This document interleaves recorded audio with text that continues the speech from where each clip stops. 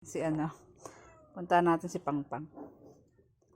Dito niya tinatago sa stock room namin halos. Titignan ko, baby. Patingin lang ako. Tingnan lang ni mami. Titignan nga lang. Patingin ako. Ala. Patingin ako. Oh, gaganda oh. Ba't yun mo ba yan tinatago? Patingin si mami. Yan. Patingin ako. Patingin lang. Hindi naman kukunin. Yan. 4 sila. Ang cute. Opo, tinatago niya talaga ng kamay niya.